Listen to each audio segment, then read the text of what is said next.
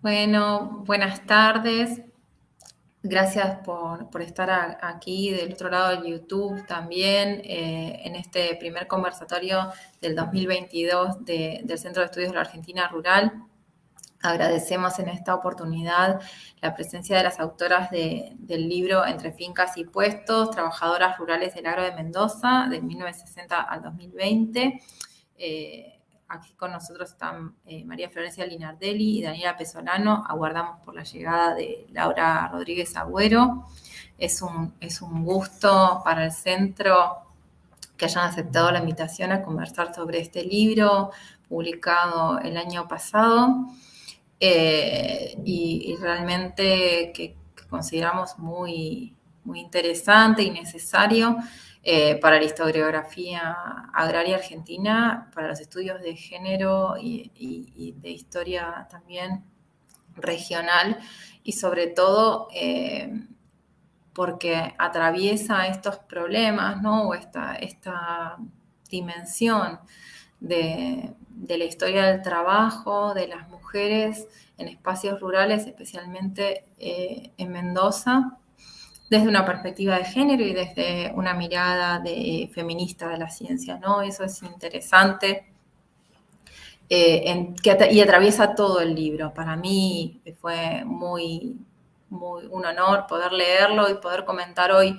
brevemente, porque la idea es conversar con las autoras y bueno, la dinámica de la reunión va a ser que primero, bueno, vamos a armar unos comentarios, hacer unas preguntas, recoger algunas preguntas de la sala y también las preguntas del YouTube.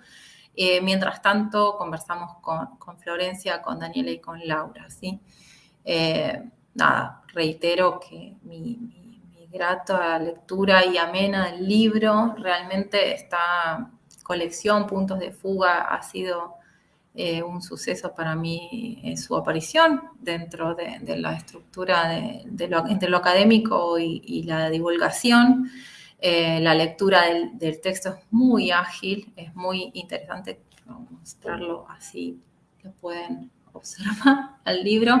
Las chicas estructuraron el texto en dos partes, el libro en dos partes, y una puede leerse independientemente de la otra, lo cual me pareció una estrategia muy interesante, ¿no? Uno puede leer acerca de las mujeres, de las unidades familiares contratistas, acerca de las mujeres puesteras, o acerca de las mujeres migrantes, conociendo más Mendoza de lo que yo conocía, ¿no? O sea, mostrándonos a través de la historia regional, reconstruyendo un poco, por un lado, la historia regional y el lugar de estas mujeres en esa historia de una manera muy fluida, ¿no? El texto conecta todas las preocupaciones y a mí me parece que habrán tenido que hacer un gran esfuerzo para ponerse de acuerdo y narrar esas historias desde la misma perspectiva, ¿no? Ellas plantean, o a mí me pareció en la lectura, plantean y llevan a cabo, lo cual es la parte más difícil de escribir en historia, un análisis situado de las relaciones de trabajo atravesadas por las matrices de género a través de la historia, ¿no? En territorios tan disímiles, nosotros en el imaginario social argentino, digo, Mendoza está asociada al vino y las chicas nos muestran otras Mendozas, como ellas mismas dicen, a lo largo del texto, ¿no? No solo recuperan toda la historiografía regional y lo que se ha escrito acerca del desarrollo productivo mendocino, sino todo aquello que queda digo, que tiene menor trascendencia en el conocimiento social. Entonces, nos logran poner a noticiarnos respecto de otros formatos de producción que son en algún punto marginales, como en el caso de la segunda parte en el texto que le corresponde a Dani, que realmente es muy interesante pensar la vida cotidiana de las puesteras y cómo la división del trabajo en ese tipo específico de trabajo está muy marcado a partir del género, ¿no? Y cómo esto que ellas plantean de la doble presencia y la simultaneidad de las tareas es algo que atraviesa todas las experiencias de las mujeres y que es que es fundamental, de todas maneras, para la supervivencia de la forma de producción y de la sostenibilidad de la vida en estos espacios, ¿no? Así, la circulación de las mujeres, pensaba yo mientras leía el texto, tiene que ver también con esta asociación de ciclos agropecuarios y ciclos familiares y la flexibilidad necesaria para llevar a cabo las tareas en uno y otro ciclo, ¿no? Cómo se compensan, cómo se van balanceando y contrabalanceando para las mujeres, sobre todo, y eso que es lo oculto de la historia rural, quizá, estas tareas en simultáneo. A mí me pareció que la forma que ellas eligieron acá, las autoras, narrarlo súper es sencilla y al mismo tiempo dan cuenta de toda esta complejidad. Y eso para mí es una gran marca de todo el texto. A pesar de ser un texto escrito por 3 personas, se nota como que hay una confluencia de ideas que lo atraviesa y problemáticas que son comunes a todas las mujeres rurales y que van siendo, digamos, van adquiriendo características puntuales de acuerdo a qué tipo de producción estemos pensando, ¿no? En este caso, tanto la cría de animales como el cuidado de las viñas o las múltiples estrategias de supervivencia de las mujeres migrantes que están contempladas en la parte del capítulo que escribe Florencia, también van articulando algunas cuestiones que tienen que ver con la producción y otras que son, digamos, que atraviesan a todas las mujeres rurales en todas las producciones del país, ¿no? Que podemos leer en otros textos de otras compañeras que trabajan sobre mujeres rurales que nos sentimos todas pensando en la misma sintonía, ¿no? Cómo estas mujeres superan múltiples obstáculos, múltiples subordinaciones y al mismo tiempo logran llevar adelante tanto el trabajo productivo, el que conocemos como productivo, pero sin el reconocimiento en muchos casos, dependiendo de la actividad, y por el otro lado todo el trabajo de cuidados que se multiplica en esos espacios rurales, cuanto más alejado de los centros urbanos, de acceso a la salud, a la educación, etcétera, están peor, digamos, ¿no? Tienen que suplantar todas esas deficiencias de una manera creativa muchas veces. Bueno, así, creo que esa es una lectura muy rápida, o son puntas muy rápidas de las que podemos pensar el libro. A todo el mundo le invito a que los lean porque realmente es mucho más rica la lectura de lo que yo les puedo contar aquí. Y por ahí me quedo pensando en como algunas cuestiones puntuales del libro para que las chicas puedan ir, digamos, dándonos ellas su perspectiva del armado de este libro. Por un lado esto, ¿no? Pensar cómo se pusieron de acuerdo en las perspectivas, porque me imagino que sus temas de investigación se tocan, pero al mismo tiempo difieren, ¿no? Difieren necesariamente, porque uno escribe sobre una región, sobre otra, y cómo se pusieron de acuerdo a abordar las miradas. Luego, leyendo específicamente la parte del capítulo de Daniela, me quedé pensando en esto, cómo las puesteras, ella menciona que las puesteras logran salvar su lejanía a los centros de salud y a las escuelas con una doble residencia, con una estrategia de tener 2 casas. Entonces multiplican el trabajo de cuidados y del hogar y el trabajo doméstico, y cómo funciona entre la doble residencia y la doble presencia. ¿Cómo se da ese juego, Dani, en estas mujeres que al mismo tiempo son cuidadoras? Y me encanta esto que atraviesa también el texto, que las mujeres cuidan personas, animales y plantas, ¿no? Esta cuestión de que hay en el mundo rural una extensión del cuidado de la vida, ¿no? Las mujeres son cuidadoras de vida, de vidas múltiples, no solo de sus hijos, hijas, hijes, sino que son cuidadoras de todo. Del ambiente también, en en muchos casos, y sobre todo en regiones donde hay movimientos ambientalistas muy fuertes.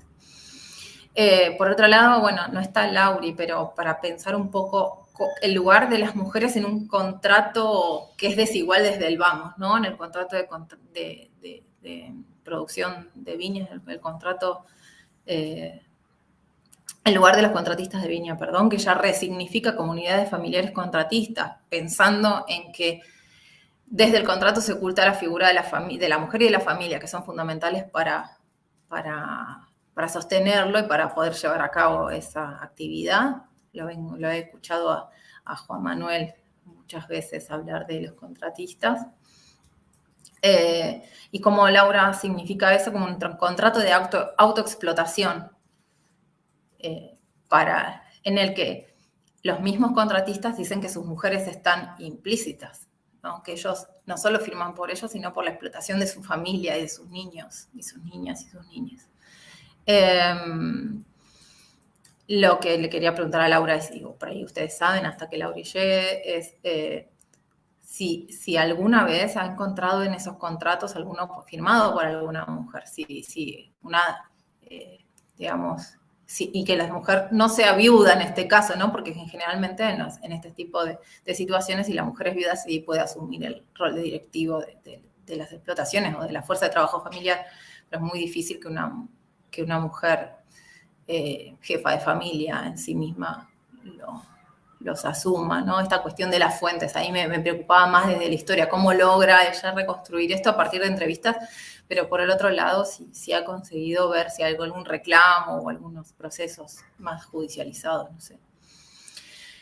Y después, cuando leía la circulación de las mujeres con las que trabaja Flor, ¿no? Estas mujeres migrantes del norte que en un principio circulan, ¿no? Que circulan en el territorio, que van combinando estrategias de subsistencia junto con sus parejas, con sus hijos, con sus hijas, que van y vienen, y cómo hay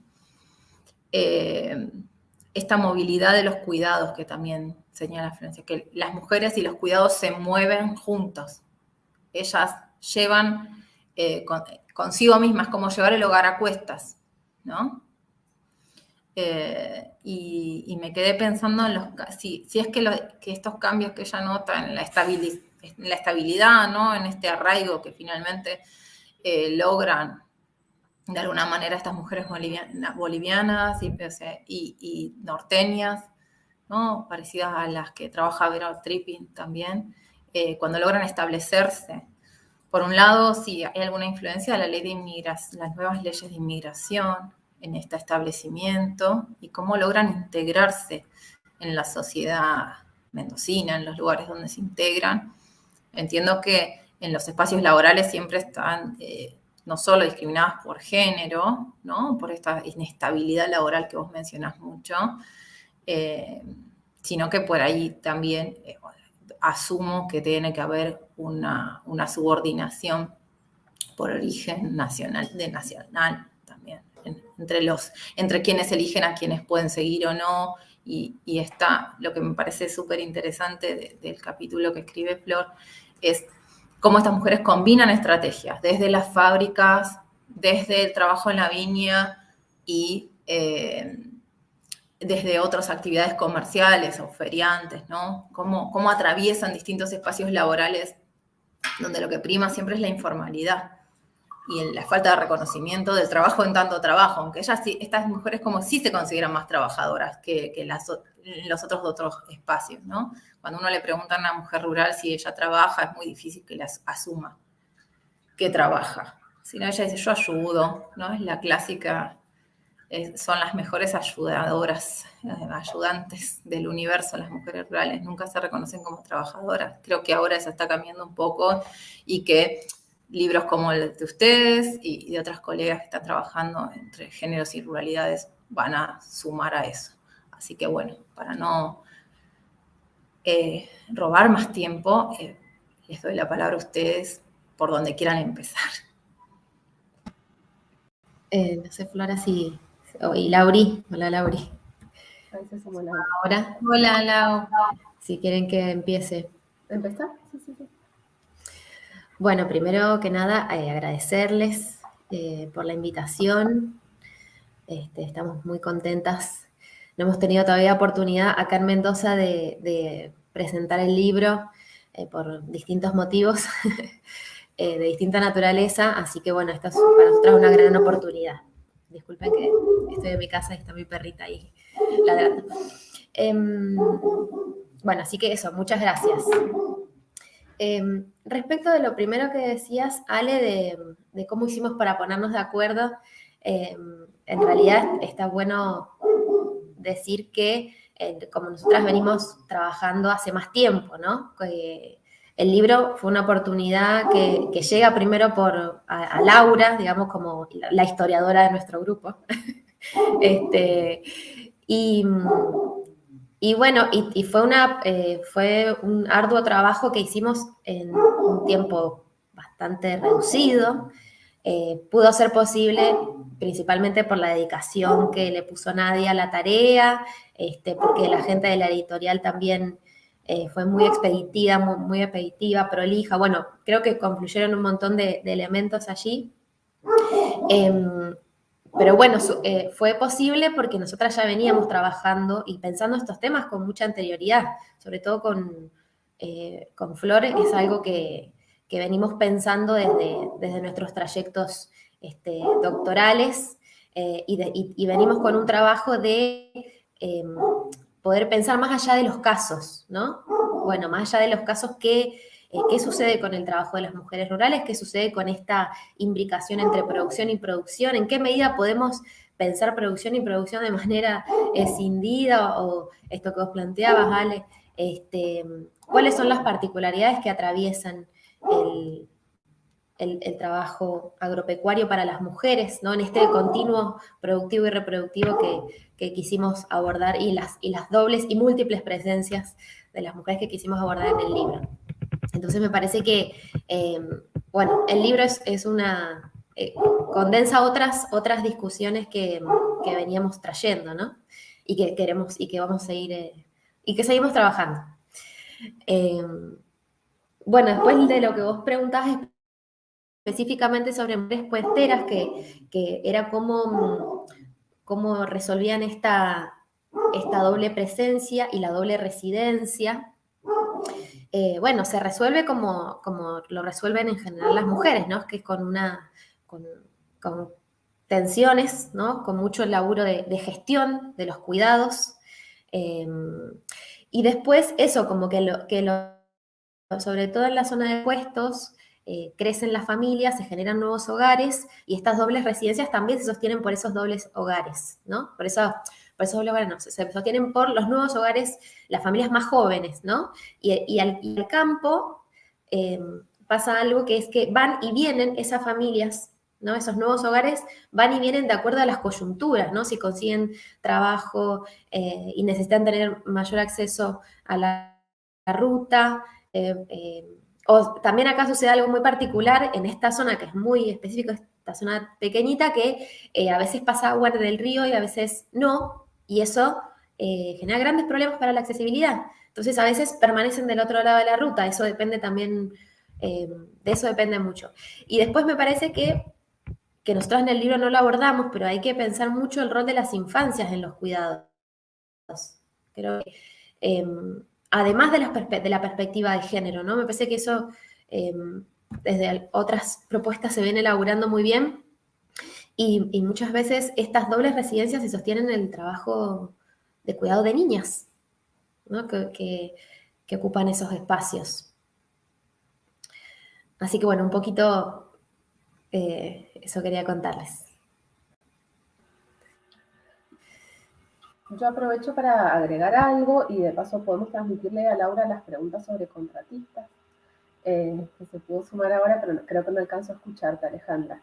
Por ahí agrego algo a lo que dijo Dani respecto a cómo ponernos de acuerdo y el tema. Digamos, hay un tema central que venimos trabajando hace un tiempo, que nos ha encontrado a las tres, que es el interés por pensar de manera simultánea la producción y la reproducción social, y cómo al mirar de esta manera, sea la historia regional, sea desde una perspectiva más sociológica, rural, que es la que sostenemos más con la Dani, empiezan a aparecer nuevas evidencias, digamos, de los procesos relativos al trabajo, de la conformación de los mercados de trabajo, que estas evidencias no tienen que ver exclusivamente con pensar el trabajo de las mujeres. Al traer la reproducción a cuento, digamos, al pensar los cuidados, al pensar la reproducción, empezamos a comprender también, o por lo menos a visibilizar aspectos que no han sido visibilizados por las formas más tradicionales o androcéntricas de pensar la historia social o la sociología del trabajo y la sociología rural. Entonces ese es el esfuerzo que nos ha venido uniendo y que nos hizo fácil, digamos, encontrar un marco común, que es esta idea de el interés por las mujeres trabajadoras, por el mundo rural y por la producción y la reproducción de forma conjunta. Y entonces creo que eso de alguna manera hace, o le da el hilo conductor y nos une, de alguna manera sutura los intereses y los casos que son bien distintos y que además, al estar anclados, como decía Ale, a producciones muy diferentes, implican mujeres que se insertan en modalidades laborales muy diversas, pero también en modalidades de reproducción de la vida muy distintas. Ustedes notarán las diferencias entre las mujeres puesteras, las mujeres contratistas y estas mujeres migrantes que están insertas plenamente en los circuitos de agroexportación. Y sin embargo, digamos, sigue apareciendo esa dependencia y esa mutua transformación de la producción y la reproducción. Eso me interesaba agregar. Y no sé, Ale, si vos le querés hacer las preguntas de nuevo a Laura o... Hola Laura, un gusto conocerte no sé si en vivo y en directo más que en persona. Muchas gracias por todo el esfuerzo que yo sé que supuso tu confluencia en este conversatorio. Les decía hace un ratito, bueno, que es muy grato leer un libro que aborde la historia rural desde una perspectiva de género y que específicamente combine estos tres análisis desde esta mirada que sostenía recién Flor sobre combinar las estrategias de producción con las de reproducción, o sea, ver que la producción y la reproducción no son dos mundos diferentes, uno de las mujeres y otro de los varones, sino que tienen que estudiarse al unísono, ¿no? Porque uno depende del otro y están entrelazados. Y al mismo tiempo desandar todas estas otras, nuestras propias miradas y prácticas como investigadoras, que creo que es una de las propuestas del libro. Medio como que es un resumen de lo que estaba diciendo y me quedé pensando en tu resignificación del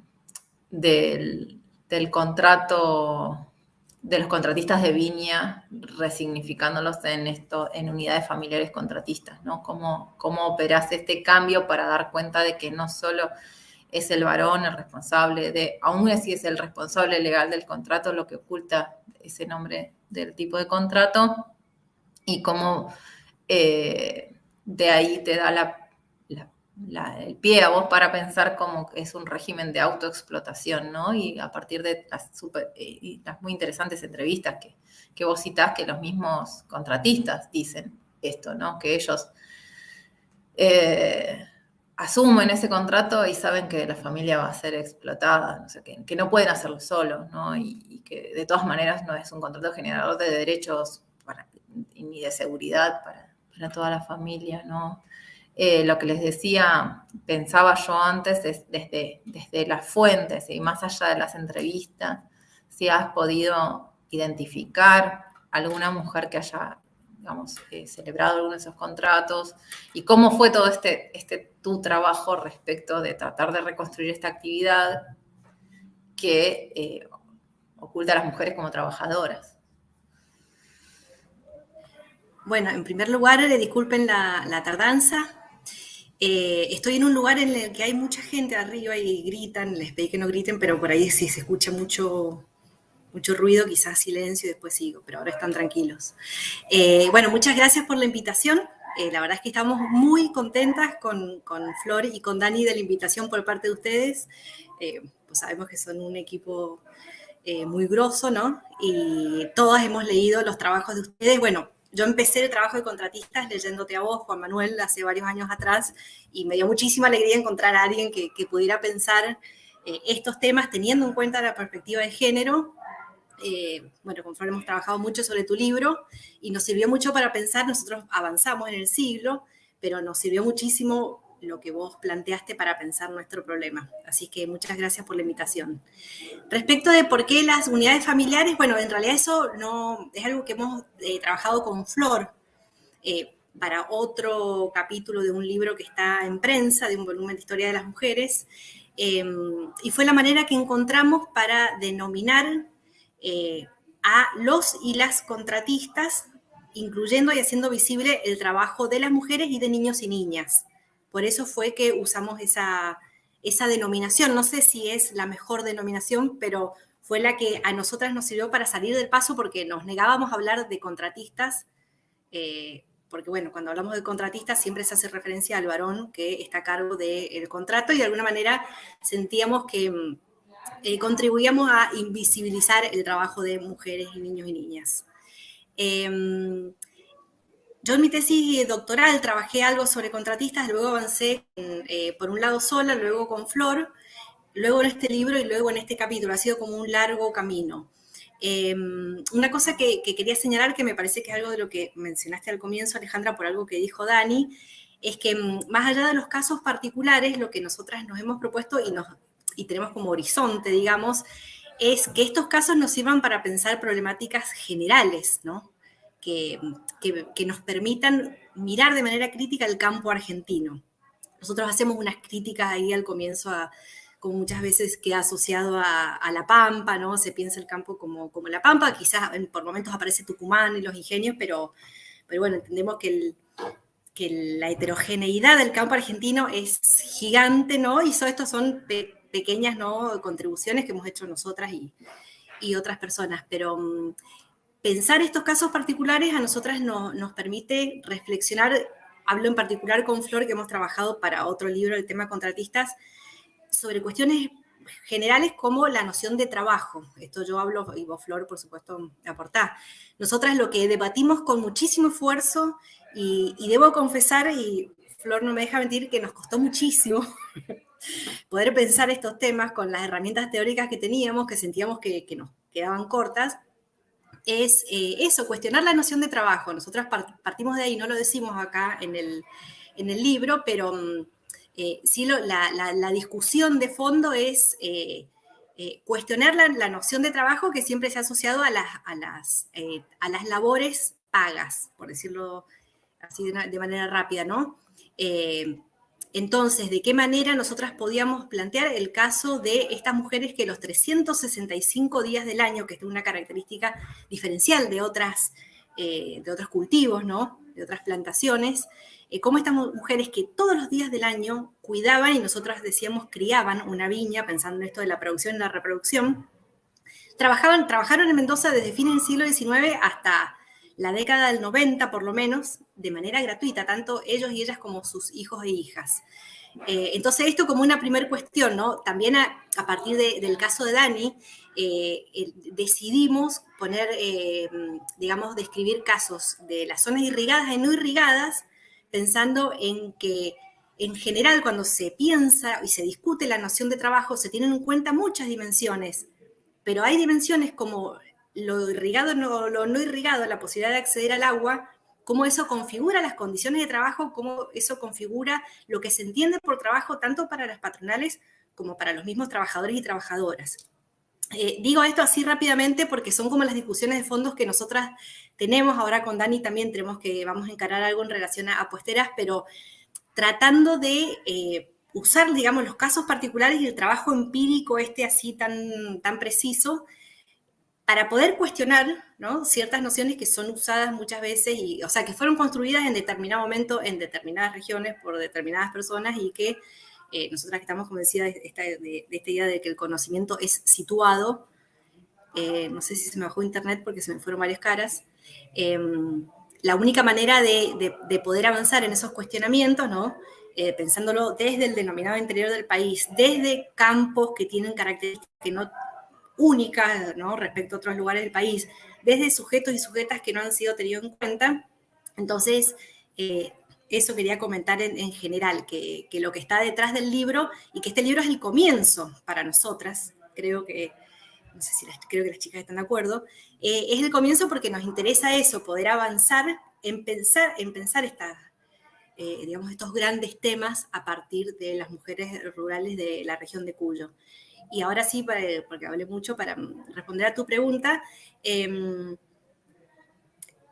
la verdad que ha sido muy complejo el tema contratistas, porque las mujeres que hemos entrevistado, que trabajaron antes de los 90, eran todas mujeres que se asumían como amas de casa, ¿no? Mujeres que nunca tuvieron. Nosotras inclusive fuimos a buscar al campo conflictos, ¿no? ¿Cuál era la participación de las mujeres en conflictos gremiales? Y no existía, porque si ellas eran amas de casa, que hasta el día de hoy uno me pregunta, ¿y vos qué? No, yo trabajé toda mi vida como ama de casa, dicen. Digo esto como ejemplo porque también ha sido muy rico para nosotras esto de venir con ciertas herramientas teóricas que tuvimos que desechar inmediatamente, porque todas las preguntas que nos hicimos para encarar un caso tan complejo como el de las contratistas no nos sirvieron. Por eso fue que discusión tras discusión tras discusión y cosas que no terminamos de saldar. No sé si respondí tu pregunta, porque en realidad me fui por las ramas.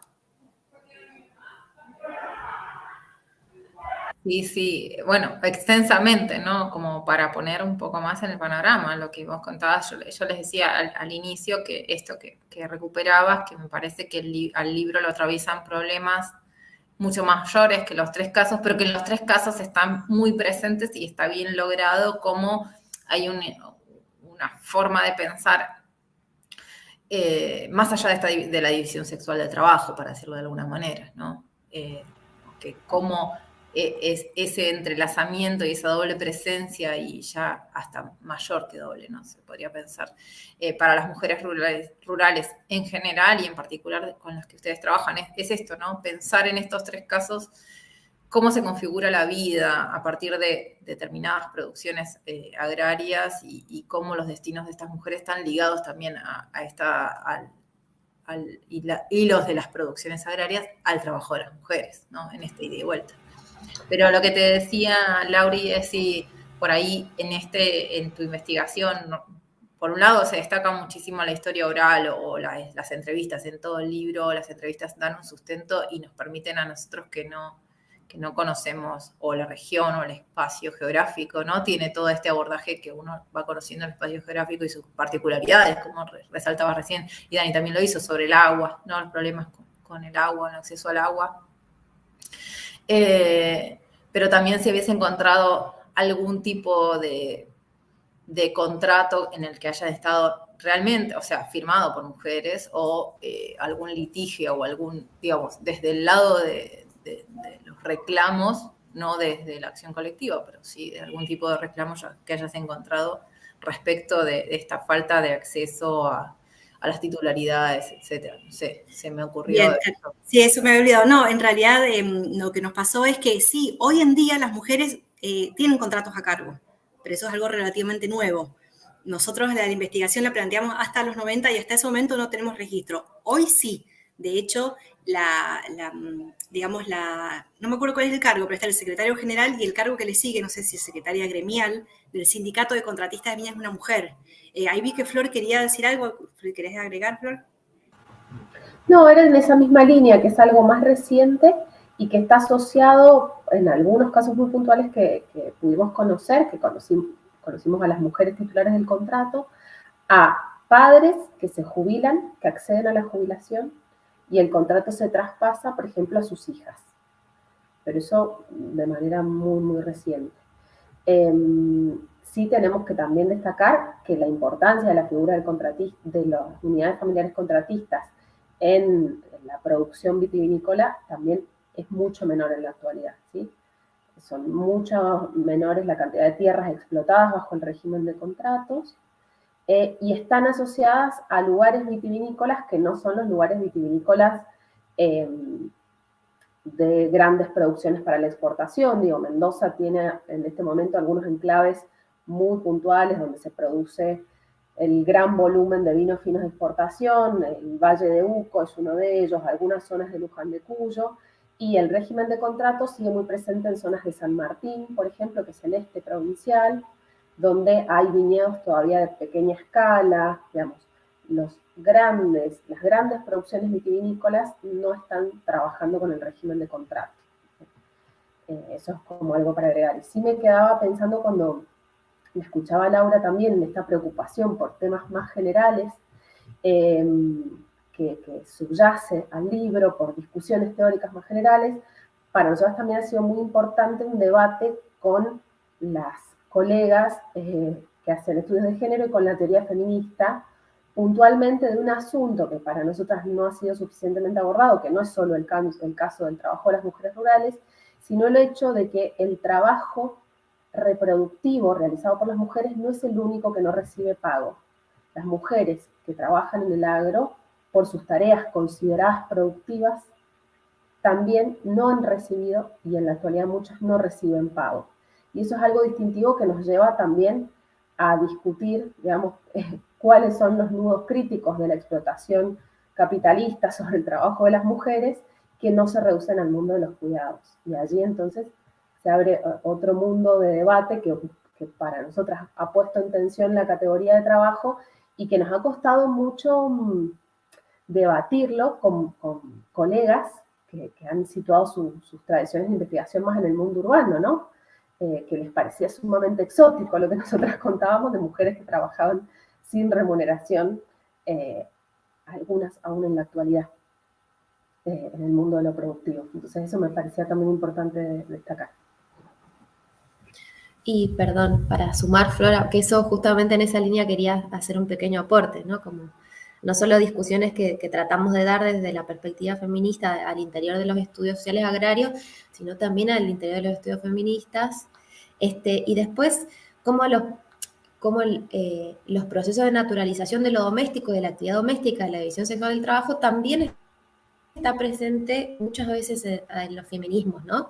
Como ciertas miradas muy binarias y estereotipadas de los espacios de los trabajos que está bueno desandar.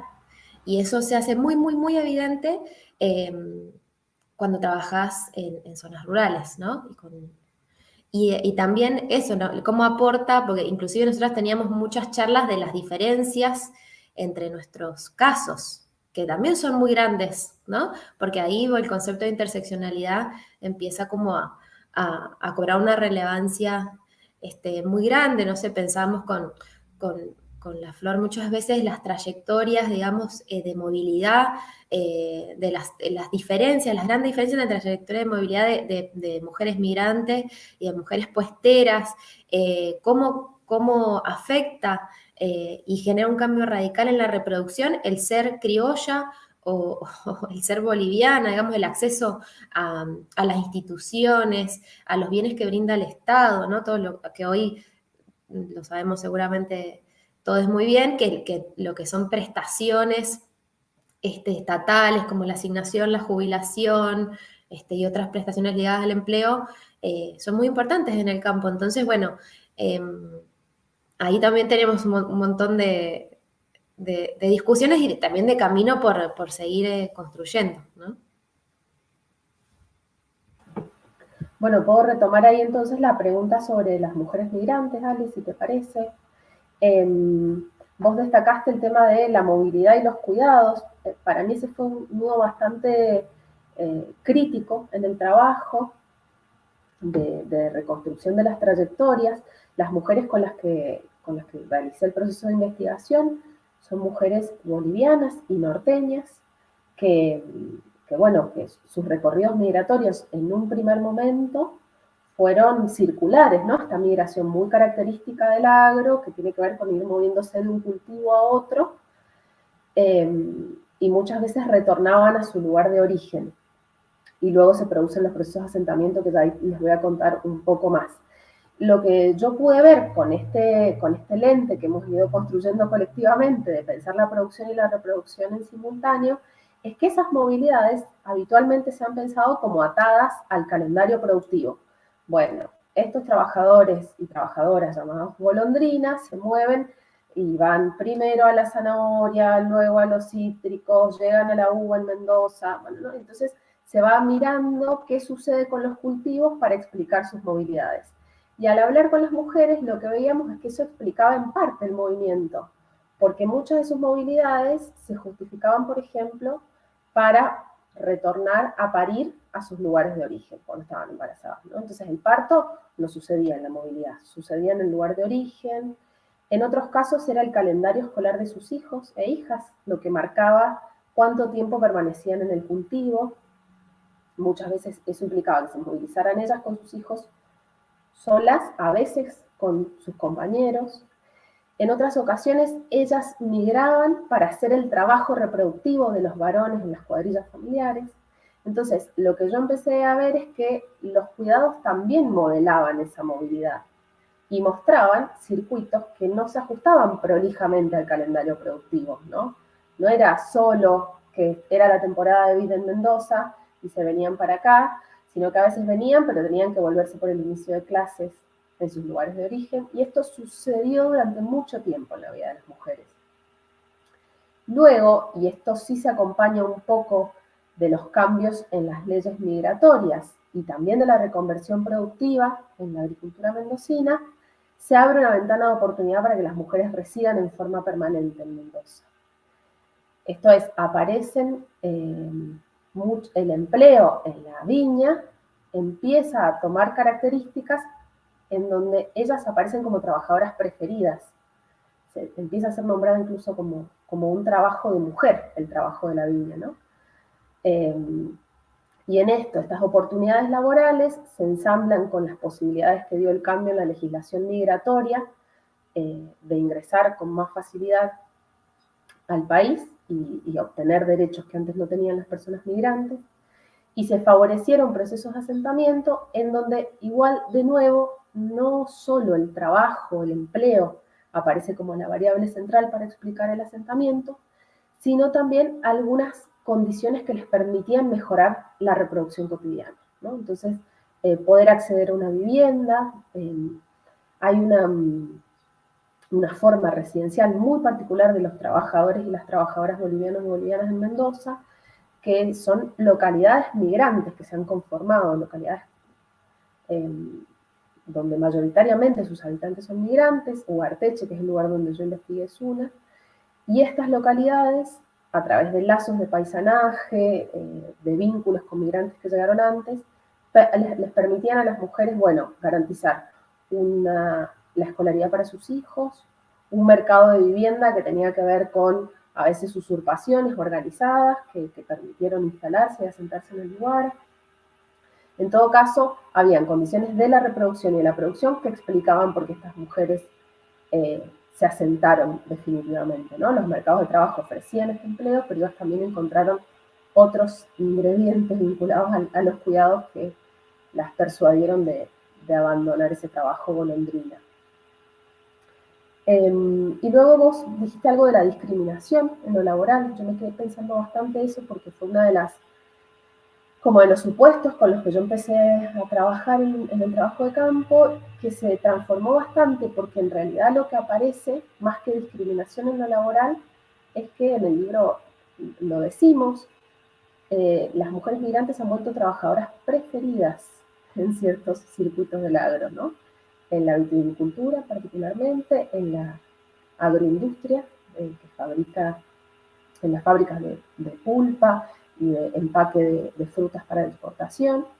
Hay toda una serie de mitos de etnicidad y de género que se combinan con la idea de que como mujeres bolivianas o indígenas, en realidad en este caso, porque ahí marca más la procedencia indígena, son mujeres resistentes a las pesadas faenas del campo, y que la cualidad femenina les da un plus por poder manipular las frutas, la vid para estos vinos finos de manera delicada, ¿no? Con el cuidado en la calidad del producto. Entonces, no opera tanto una discriminación, de hecho son demandadas. Hay una de ellas que me dice, y creo que trabajamos ese relato en el libro, que solo quieren mujeres los empleadores. Y si son mujeres bolivianas, mejor aún. Entonces, hay una enorme preferencia por estas trabajadoras que tiene como correlato, y ahí aparece sí la discriminación, que no mejora sus condiciones de empleo, ¿no? Que su estatus migratorio es lo que habilita situaciones de muchísima precariedad. Y allí, pensando también en las diferencias entre los casos, y algo que vos señalaste, Ale, en este caso que analizamos entre las mujeres migrantes, sí hay una identidad como trabajadora muy fuerte construida por ellas, y son mujeres que están insertas plenamente en relaciones capitalistas, asalariadas, con enorme precariedad, y en mercados, altamente integrados a circuitos exportadores. Y, aquí se produce otra cuestión que discutimos bastante con Laura, que es que estos escenarios post-reconversión productiva en la provincia han habilitado fuentes de empleo para las mujeres, que muchas de ellas por primera vez empiezan a manejar dinero y empiezan a cobrar por su trabajo en el campo. Sin embargo, esto sucede en estas condiciones de muchísima precariedad, inestabilidad, circulación por distintos espacios de empleo. Pero a diferencia de las contratistas de viña, estas trabajadoras vitivinícolas sí reciben pago por sus tareas, y ya no se las emplea bajo el régimen de cuadrilla familiar, por ejemplo. Son asalariadas individuales. En algunos casos las registran individualmente también. Empiezan a tener algunos aportes jubilatorios y obra social por el trabajo en las fábricas. Entonces, la identidad construida como trabajadoras es mucho más fuerte que otras mujeres de otras producciones. Hasta allí, ya no me extiendo más. Justo sobre eso había una pregunta en YouTube, la retransmito ahora para ver si está completa la respuesta, justo lo que estabas diciendo, Flor, estaba esperando. Aquí Iván Rodríguez Soriano pregunta respecto del trabajo de las mujeres, ¿cuál es el régimen salarial o de pago que les corresponde? Por ejemplo, el contrato que les rige contempla el salario, el pago por unidad o por pieza, ¿se diferencia del pago que reciben los varones en las mismas actividades o es diferente también? Eso es muy variable. Cuando ustedes vean el libro van a ver que estas mujeres migrantes con las que yo trabajé, ellas tienen un calendario en el que circulan por distintas actividades, principalmente la vitivinicultura y la agroindustria, una fábrica de conservas de frutas, y también el autoempleo que hacen en las ventas en la feria local. En la viña, digamos, lo que se está dando en la vitivinicultura es una contratación por tarea muy específica y por tiempos muy acotados. El trabajo más importante en la viña es la cosecha. Allí las mujeres cobran a destajo, digamos, por tacho de uva, eso es el régimen, y por jornal. Y luego se van sucediendo distintas tareas del calendario productivo de la viña, como les contó Laura, en la vitivinicultura, y la vid es una planta que demanda cuidados a lo largo de todo el año, pero las tareas son bien distintas y la cantidad de trabajadores y trabajadoras que demanda también son diferentes. Entonces, en la poda, por ejemplo, es un momento en el que sí se contratan más varones que mujeres, aunque cada vez más mujeres podan. Ha aparecido cada vez más el pago por tarea, que esto las mujeres lo identifican claramente como una modalidad de pago abusiva por parte de los empleadores, que es determinar una cantidad de tareas, una cantidad de hileras, por ejemplo, que hay que atar, una cantidad de hileras en las que hay que subir y bajar las mallas antigranizo. Y en eso se van acordando, por ejemplo, una cantidad de hileras. Si las mujeres las cumplen, les pagan el día completo, y si no la cumplen a la tarea, sufren descuentos. En general, las tareas, ellas me decían en las entrevistas, nos ponen tareas imposibles, nunca cobramos el día completo. Por eso va variando mucho de acuerdo a la tarea. Está la poda, está la atada, es una tarea más femenina, ahí también sí aparece mucho reclutamiento de trabajadoras mujeres, pero varía enormemente a lo largo del año, y los periodos de contratación son muy cortos, no exceden los 2 meses, digamos. Como mucho, digamos, y el periodo más fuerte es en la cosecha. En la fábrica, por el contrario, hay un periodo de contratación de temporada, que en general es todo el verano, donde la fábrica permanece abierta las 24 horas produciendo pulpa o empacando frutas. En diciembre arrancan y ellas todos los años se tienen que presentar a hacer una prueba médica de que están aptas para trabajar y las convocan o no. En ninguno de los espacios hay garantía de continuidad laboral. En ninguno de los espacios se cumple plenamente las leyes que tienen que ver con cómo está regulado actualmente el trabajo agrario. Entonces tienen mucha rotación. Y la fábrica resulta el lugar más incompatible con las obligaciones de cuidado. Entonces las mujeres embarazadas o con hijos o hijas pequeñas y pequeños en general no pueden acceder a la fábrica, que tiene las garantías del empleo registrado, al menos, no de la continuidad ni de la estabilidad, pero sí la cobertura siempre de accidentes laborales, el pago de la obra social y los aportes jubilatorios.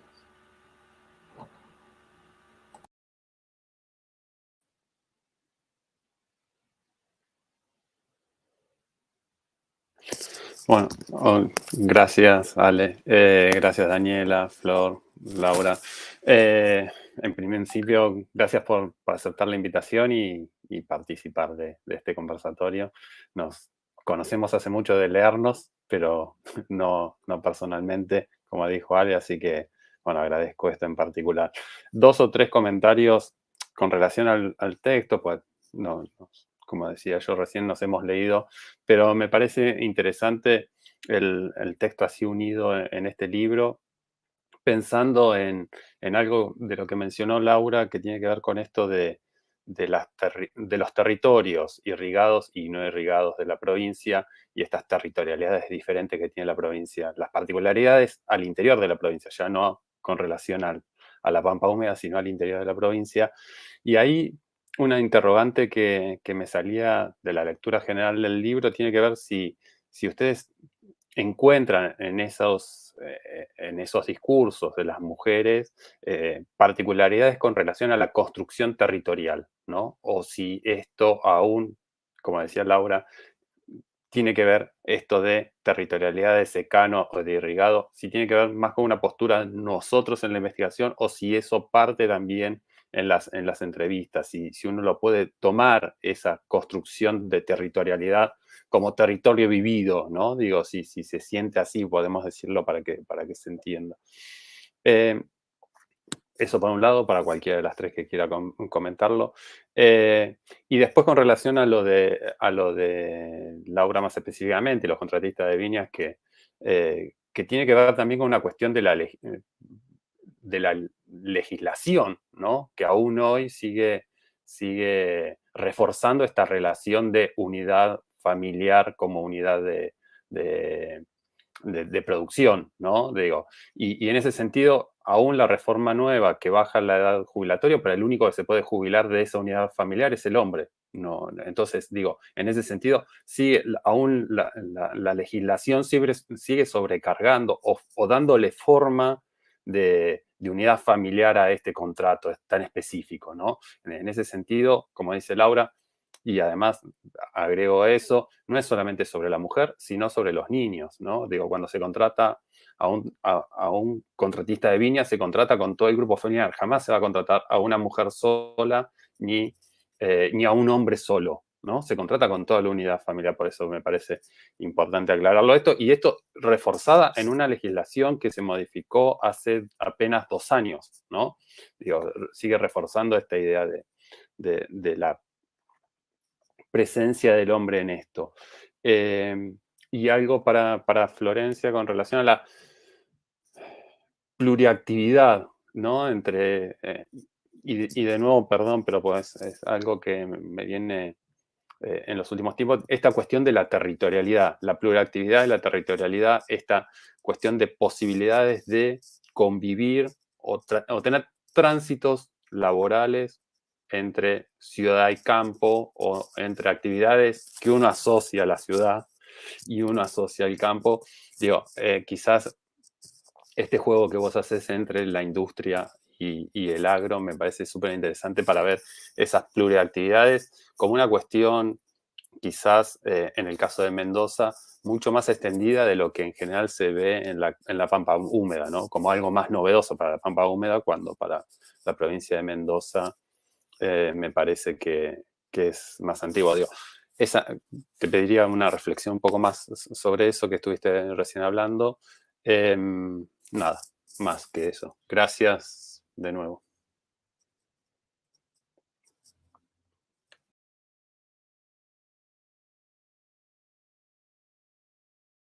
Bueno, no sé quién quiere empezar. Si quieren, puedo decir algo, esto que decís, Juan Manuel, muy interesante sobre el territorio vivido. Porque bueno, cuando investigamos se nos presenta todo el tiempo eso, ¿no? Esta cuestión, ¿no? De si estamos usando categorías teóricas, si usamos categorías nativas y bajo qué condiciones, digamos, decidimos usar unas u otras, ¿no? Entonces es interesante lo que planteás. Bueno, en ese sentido, por lo menos yo estas poblaciones se identifican como puesteras, las poblaciones que viven en los territorios de secano o no irrigadas, o como puesteras, o como poblaciones de pueblos originarios, ¿sí? Yo por cuestiones teóricas y también por cómo mis objetivos de investigación en su momento, que tenían que ver mucho con la economía entendida en sentido amplio, ¿no? Desde una perspectiva feminista, entonces por eso hablaba de estos grupos domésticos como campesinos pastoriles, ¿no? Que a su vez está buenísimo hablar de particularidades territoriales, pero también pensando que este tipo de territorios, por lo menos en cuanto a la producción ganadera de pequeña escala, también se encuentran de manera muy similar en otras provincias de nuestro país. Hay muchas similitudes, ¿no? El noroeste de Córdoba, en San Juan, La Rioja, Salta, Jujuy, al norte en Neuquén. Entonces, bueno, es interesante también que se puede entender muchos puentes analíticos y similitudes allí. Todo el tiempo aparecen es esta la diferencia entre territorios irrigados y no irrigados, por lo menos en la gente del campo, como se denominan, está muy presente de manera, y muchas veces en términos de antagonismo, ¿no? Porque para muchas poblaciones la no disponibilidad de agua se vive como a veces está muy naturalizado, pero también se presenta como un despojo, ¿no? Por lo menos en las zonas de puestos, las referencias eran, por ejemplo, había una referencia muy diferenciada entre el trabajo de campo y la finca y el campo, ¿no? Eran dos espacios bien diferenciados y a su vez, particularmente la producción pastoril es campesina y esto es otra gran diferencia que la podemos ver en los casos, ¿no? ¿Cuál es el nivel de mercantilización que tienen los grupos domésticos con los que trabajamos, ¿no? Esta población es campesina en el sentido de que, si bien, como sabemos, ¿no? La pluriactividad es un rasgo actual del campesinado a nivel latinoamericano, digo, la forma en que organizan sus relaciones, la forma en que ocupan el territorio, es de perfil más campesino, ¿no? Y en la producción ganadera, eso hace una configuración territorial muy específica, que es que la producción pastoril se sostiene cuando no hay linderos, ¿sí? Porque en territorios como los del secano, los alambrados generan como un obstáculo, ¿no? para la subsistencia de la actividad. Entonces, si bien, y están habiendo muchos procesos también de avance de los alambrados, no hablamos en el libro, ¿no? Que se asocia también al avance de productores ganaderos, al avance de cuestiones especulativas que existen, digamos, ni siquiera de personas ligadas a la actividad agropecuaria, pero también de la actividad agrícola. Y en el caso en el que yo trabajo, es un territorio muy particular porque tiene ese avance de alambrados desde el sur, ¿sí? Por todos estos motivos, que achica sus campos, ¿no? Y que también achica sus campos y que se sostiene en la precariedad de la ocupación de esos campos, y por el otro lado tienen una parte de brazo de oasis, ¿no? Donde hay productores agrícolas. Entonces las muchas veces con estos productores agrícolas se articulan por las distintas formas de organizar su vida y la producción. Digo, el tema del alambrado es un problema, las fincas dejan, no sé, los portones abiertos, entran las cabras y se comen todo lo que encuentran, digamos, como que está presente muy en términos de antagonismo, las diferencias entre lo irrigado y lo no irrigado, porque refiere como a lógicas de reproducción de la vida que son distintas. Así que me pareció muy, muy interesante esa pregunta.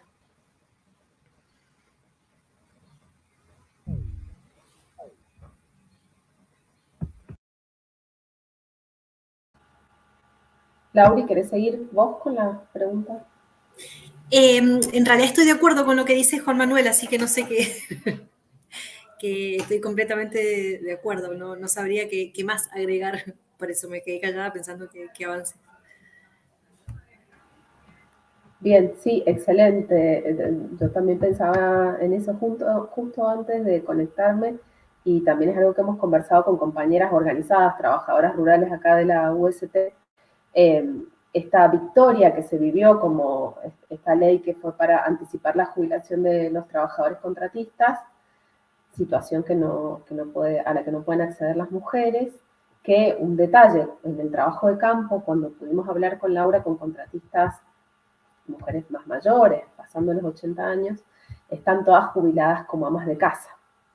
Y eso refuerza un poco, ¿no?, la idea de que ellas eran amas de casa y que accedieron a la jubilación por estas moratorias previsionales de los gobiernos kirchneristas que se conocieron como las jubilaciones de amas de casa, ¿no? Pero ninguna ha logrado jubilarse por su actividad como contratista. Así que sigue siendo ahí una modalidad amparada por la ley, esta explotación del trabajo familiar de mujeres y niños y niñas, totalmente.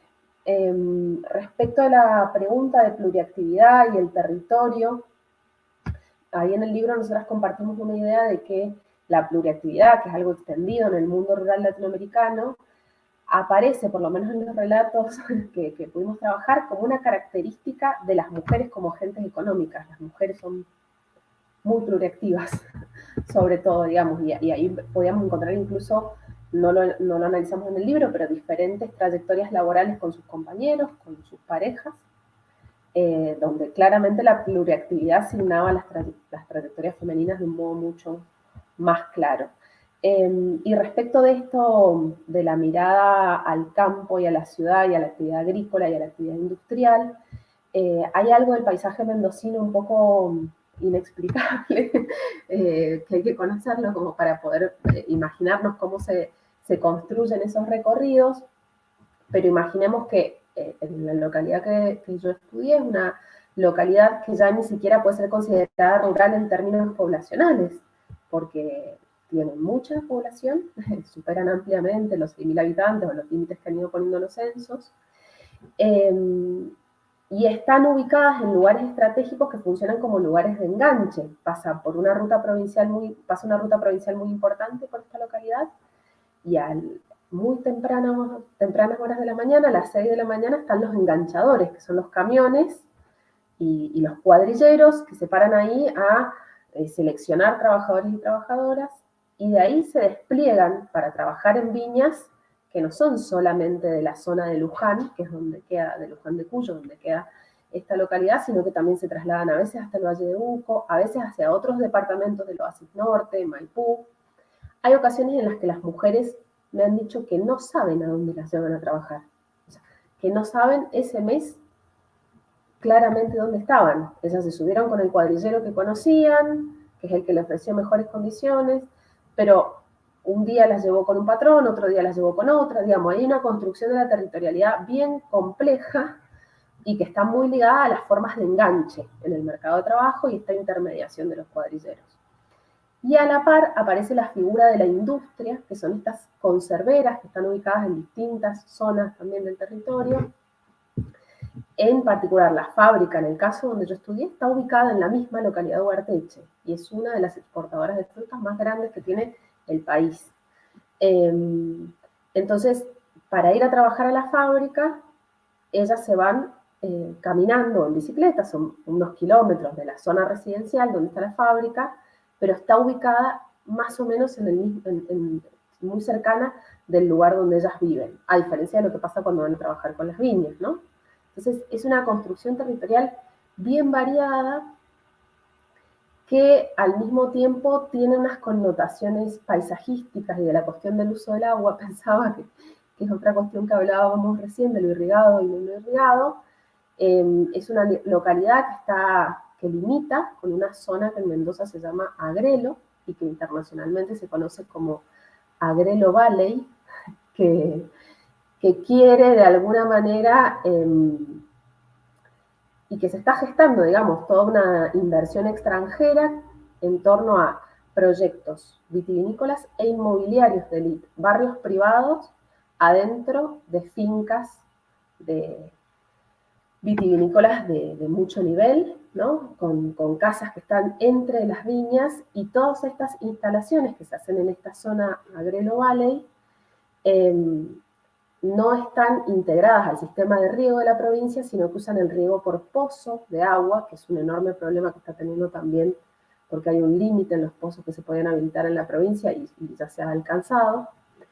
Entonces, bueno, son localidades que tienen estas características, como les decía recién, informalidad laboral, no son urbanas, pero tampoco son rurales, están en lo periurbano, condiciones a veces de vivienda muy precarias, y limitan con este tipo de emprendimientos, y en la misma zona hay fábricas, y hay algunas pocas que se conservan zonas de producción hortícola también, junto a estas viñas de élite.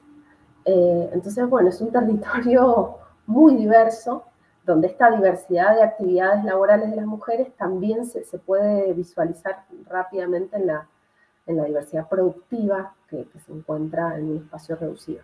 No sé si te puedo responder.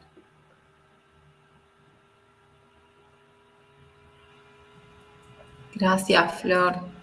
Muy, muy interesante todo el relato, y también pensaba en esto que vos decís de las territorialidades ligadas a las mujeres migrantes, ¿no? Que también es parte de su práctica adquirida, o sea, de su socialización de vida, porque quizá migraban primero con su familia de origen y luego con la familia construida, ¿no? Porque en general nunca están solas las migrantes. Entonces, como que atravesar todas esas territorialidades es como parte de su vida. Intuyo eso, bueno, desde la lectura del libro y desde lo que estás comentando ahora, ¿no? Atravesar todas esas territorialidades diferentes y lograr asentarse, ¿no? También en estos espacios donde deciden finalmente construir una vida que sigue teniendo esa connotación de estar yendo y viniendo todo el tiempo. Bueno, no sé si alguien quiere hacer alguna otra pregunta, comentario. En YouTube agradecen la respuesta que dio Flor respecto del trabajo. Creo que ha sido muy, muy, muy interesante para todos nosotros y todas nosotras conocer un poco más de la realidad de estas mujeres con las que Daniela, Florencia y Laura trabajan. Y para el centro contar con su presencia en este conversatorio ha sido muy, muy grato.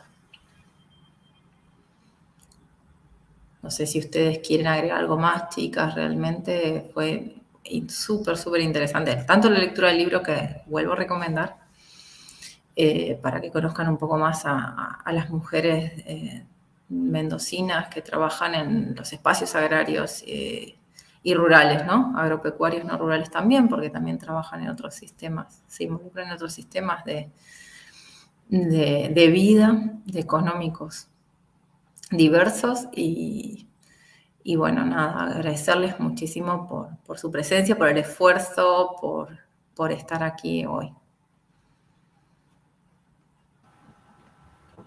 No, Alejandra, solo agradecerles la invitación. De veras ha sido para nosotras una alegría poder tener este espacio, poder conversarlo con ustedes, que además, como ya dijimos, les seguíamos, les conocíamos por la lectura.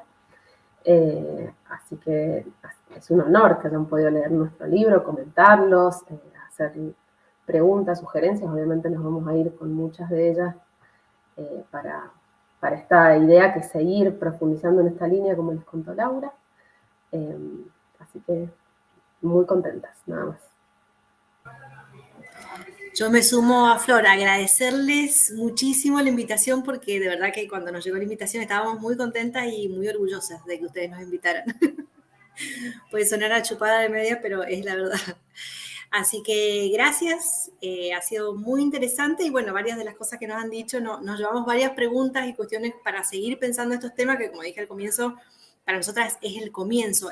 Es tanto lo que hay para pensar, lo que hay que abordar, ustedes lo saben perfectamente, que bueno, estos encuentros para nosotras son, que la verdad es que por ahí no tenemos muchos interlocutores, interlocutoras, sobre todo a nivel regional, son sumamente ricos, así que gracias.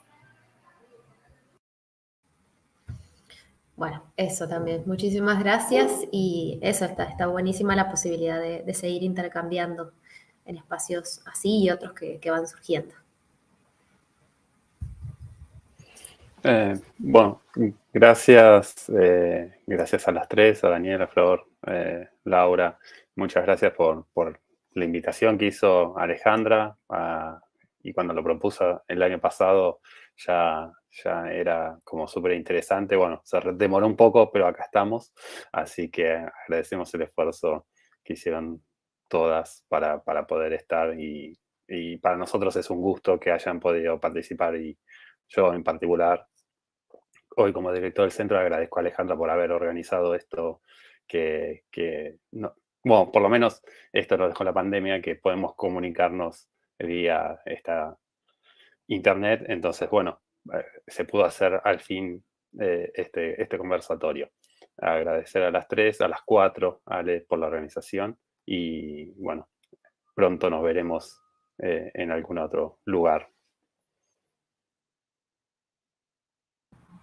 Bueno, muchas gracias a todos, muchas gracias a los que estuvieron observando el conversatorio e interviniendo en el YouTube, y les agradecemos y esperamos contar con ustedes en la próxima edición de los conversatorios, si es que seguimos.